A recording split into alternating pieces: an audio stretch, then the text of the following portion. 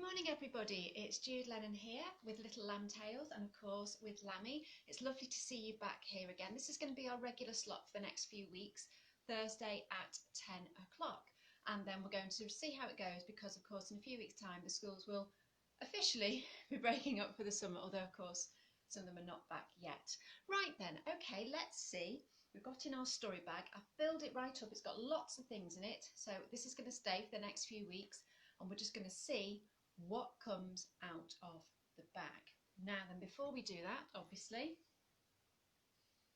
we have to do our hello song. Here we go, everybody. If you know it, please join in. If you don't, it's so easy. Even the grown-ups watching can join in too. Here we go, everybody. Hello, everyone. How are you? Hello, everyone. How are you? Hello, everyone. How are you? How are you today? If you're feeling okay, give me a wave. If you're feeling pretty good, give yourselves a wriggle. If you're ready for stories, give yourselves a pat on the back. Right then, Lammy, let's see what we've got in here. We've got all kinds in here. I don't know what's going to come out of the bag. Oh, now this is a great story because there's lots of actions in it, lots joining in. This is Mr. Crocodile. Here we go. So this story has got some monkeys in it and some trees and a river. So lots of actions. Here we go.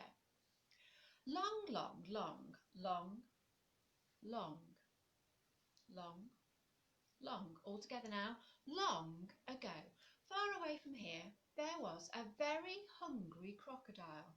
Every morning he'd wake up, he'd rub his tummy and say, I'm hungry. You can do that if you like. I'm hungry. He got in the river and he went for a swim. Are you ready? He swam and swam and swam to the big tall tree that was full of cheeky monkeys. Let's hear them, everybody. One of the monkeys climbed down the tree, came to the edge of the river, did something I wouldn't do, you wouldn't do, your grown-ups wouldn't do. The monkey then right up to the crocodile and said, No, you can't catch me. Uh-oh. The crocodile licked his lips and swam closer and closer and closer until, if you know what's going to happen, join in. Snap! He gobbled up the monkey and swam away. The next morning, Mr. Crocodile woke up. He rubbed his tummy. What does he say, everybody? I'm hungry. He went in the river. Let's go. He swam and swam and swam to the big tall tree that was full of cheeky monkeys. Let's hear them. One of the monkeys climbed down the tree, came to the edge of the river. We know what they did. Are you ready? No, you can't catch me. Mr. Crocodile swam closer and closer and closer and snap! Gobbled up that monkey too and then swam away. The next day, Mr. Crocodile woke up, rubbed his tummy. What does he say, everybody? I'm hungry. He got in the water. Let's go. He swam and swam and swam to the big tall tree that was full of those cheeky monkeys. Let's hear them. One of the monkeys climbed down the tree, came to the edge of the river. We know what they did. Are you ready? No, you can't catch me. Oh, goody, another one, thought Mr. Crocodile. He swam closer and closer and closer and snap! He gobbled up that monkey too and swam away. That night the monkeys all got together. We need a plan. Mr. Crocodile will eat us all. One of the little monkeys said, I've got an idea. I've got an idea. Have you? They all said. Oh yes, she said. It's a great idea. And she climbed up the tree. She got hold of the biggest coconut. She climbed back down and she put the coconut next to the river. "Leave it to me," she said. The next day, the crocodile woke up. He rubbed his tummy. What do we say, everybody? I'm hungry. He got in the water. He swam and swam and swam to the big tall tree that was full of cheeky monkeys. Let's hear them. Ooh, ah, ah, ah, ooh, ah, ah, ah, ooh, ah, ah. The little monkey stepped forward. What does she say, everybody? "Nay, nay, you can't catch me." The crocodile swam closer and closer and closer. Just as he opened his mouth, the little monkey picked up the coconut and she threw it straight into his mouth. Snap! Oh! Oh! Oh no! No, thank you. "I hate coconut," said the crocodile, and he swam away, and he never came back. As for the monkeys, well, they lived happily ever after. Yay! Give yourselves a clap. We like that story. Got lots of actions. Right then, Lammy, what can you see in the bag? What do you think we should take next? Ooh. Here we go. You see, this is a pig. Very famous story. I'm sure you know this story. And this is another great one that's full of actions. Here we go. Lammy, will you hold on to the pig for me? Thank you so much. Here we go. You know how to begin it. Long, long, long, long, long, long. All together now. Long ago, when the whole of this area was covered in woods and farmland, there was a mummy pig, and she lived with her 3 little pigs. One day, Mummy Pig said, "This house isn't big enough for us all. You must all go off and make your own houses now, and I will come and visit you for Sunday lunch when they're all ready." So the 3 little pigs all set off. Let's go. They walked and walked and walked and walked until they found a big pile of hay and straw. The first little pig said, "Oh, that looks cosy and snug. I'm going to use that." And she gathered it up and she took it off and she made her house. Let's make the house. She built the walls, she put on the roof, and she went inside for a nice cup of tea. The other 2 pigs carried on. Let's go. They walked and walked and walked and walked until they found a big pile of sticks. Said the second pig, "I'm going to use those. They look great." He gathered them up and he took them off to a space and he made his house. Should we build the house? He made the walls. He put on the roof and then he went inside for a nice cup of tea. The last little pig carried on walking. Let's go. She walked and walked and walked, and then she found a big pile of bricks. They look great. And so she made her house from bricks. She built it. She made the walls.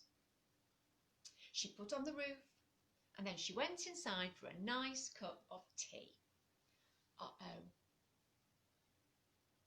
In those woods lived the big bad wolf. And he loved to eat piggies.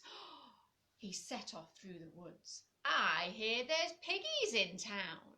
And he strode through the wood until he saw the house of straw. He went up and he knocked on the door. What's he say, everybody? "Little pig, let me in." If you know the words, join in. "No, not by the hair on my chinny chin. Then I'll huff and I'll puff and I'll blow your house down." So the wolf huffed and puffed and blew the house of straw down. The little pig ran away as quickly as she could. "Oh no, no, no, no." She ran to her brother's house of sticks. Let me in, the wolf is coming." And they hid under the table. The wolf was still hungry. He made his way to the house of sticks. He knocked on the door. Little pigs, let me in." "No, not by the hair on our chinny chin. Then I'll huff and I'll puff and I'll blow your house down." You ready? And the wolf huffed and puffed and blew the house of sticks down. And the 2 little pigs ran away as quickly as they could. Oh no, oh no, oh no, oh no, oh no. They got to the house of bricks where their sister lived. "Let us in! The wolf is coming!" "Don't worry," she said. She locked the door and she set a big pan of water to heat on the fire. And then they waited. And they waited. And they waited. And eventually the big bad wolf came along. Now let me tell you, the big bad wolf was very cross by now. And he was also very hungry. That's right, everybody. He was hungry. And he came to the door and he knocked on it. And he said, little pigs, let me in." What do the pigs say, everybody? "No, not by the hair on our chinny chin chin." "Then I'll huff and I'll puff and I'll blow your house down." So the wolf huffed and he puffed and he huffed and he puffed and he could not blow the house down. So he climbed up onto the roof. Let's go. Up and up and up and up and up and up. And he peered down the chimney and he called down, little pigs, let me in." And the pig said, "No, not by the hair on our chinny chin chin." "Then I'm coming in," said the wolf. And he climbed inside the chimney and off he went down, down, down, down, down, down. But then he slipped and he fell and he landed splash in the boiling hot water. "Ow!" said the wolf. He jumped out of the water, he opened the door and he ran away. And he never came back. As for the pigs, they decided they would all make houses from bricks right next door to one another. So they made the houses and the roofs, and they had their houses all ready. And when they were all ready, they sent an invitation to Mummy Pig, who came for Sunday lunch. And it was delicious, but it wasn't roast pork. The end. Give yourselves a clap. Well done, everybody. Fantastic. We do like that story. So we've had the hungry crocodile and we've had the three little pigs. I wonder what our last story is going to be. Oh, let's see. Oh, okay. We've got a dinosaur here. Can you see? I'm not entirely sure. I'm not a dinosaur expert, but I think it might be an ankylosaurus, but I'm not entirely sure of that. So if anybody knows, they could let me know. This is called The Bouncing Boris the Dinosaur, and The Bouncing Dinosaur, and it's based on a book by Emma Chichester. Here we go. It goes like this. Once upon a time, there were two friends, Rabbit and Hedgehog, and they were lying on top of a hill. Oh, they were snoozing in the sun. Felt good. It was nice and peaceful. They sometimes opened their eyes and looked at the sky and they could see the clouds going by, and they made patterns with the clouds in the sky. It was a lovely day. Suddenly, the earth below them shook. "Goodness me, what on earth is that?" said Rabbit. It shook again. It was terrifying, a big rumble and shaking from all around. "I don't like this," said Hedgehog. "Neither do I," said Rabbit. The friends crept to the edge of the hill and looked down into the valley, and there was a dinosaur. The dinosaur was bouncing. "Yay! Whoopee! I love bouncing," said the dinosaur. Excuse me, we don't love you bouncing. You're disturbing our sleep. Stop it at once." "Oh, I'm sorry," said Boris. I just love bouncing so much." "Well, don't. We're trying to rest. We're having a lovely day out." "I'm sorry. If I promise to be really good, could I maybe come and be friends with you?" I suppose so," said Rabbit and Hedgehog. And so, at the end of the day, they took Boris back to their little woodland village, and there were toadstools for all of the animals to live in. Boris couldn't fit in a toadstool, he was much too big, but he did sit outside with the children. And he said, "This is lovely. What a lovely place you've got. I'm so excited." And before he knew it, he couldn't help himself and he bounced for joy. "Don't do that," said everybody. "You're making all the children go in the air. They'll never sleep now. They think it's a great game." "Yay!" said the children. "This is brilliant. A bouncing dinosaur. Yay!" "This is not going to work, Boris," said Rabbit. "You can't be bouncing around here. Nobody will sleep. The children are too excited. It's just not on. I'm very sorry. Tomorrow you will have to go somewhere else." "Okay, I understand," said Boris. "I am sorry. I was just having such a lovely time." "I know, but it can't happen." Poor Boris, he was very upset, and he sat down by one of the houses. I wish I didn't have to bounce quite so much. I like it here. I'd like to stay. And as Boris sat and thought about how much he'd like to stay, suddenly into the village came Mr. Fox. Mr. Fox was hungry, and he quite fancied nibbling and munching on some of the animals' children in the little toadstools. He sniffed around. What can I eat now? He thought. Boris stood up. He looked down at the fox. He said, "Excuse me." Oh, you're tall. The fox, who are you? I am Boris, the bouncing dinosaur. And if you don't take yourself off away from my friends, I will have no choice but to bounce you into space. Bounce me into space? Ha! Said the fox. You just try it. Well, I'm going to give you a chance. Are you going to go away? No, said the fox. I'm not. I'm hungry. I've come for my dinner. Well, I'm sorry, said Boris. I've given you plenty of warning. You've left me no choice. He bent his dinosaur knees, he jumped up, up, up in the air, and he landed. And Mr. Fox shot off into the sky, up, up, up, up, beyond the moon. Never seen again. Well, of course, the bounce woke everybody up. But when Boris explained what he'd done, "Don't worry," said, "the fox has gone. He was just about to eat you, but I sent him away." Everyone decided that Boris could stay. But he wasn't allowed to bounce every day. There was only certain times of the year that he was, and these special days were called Bounce with Boris days. And you know what?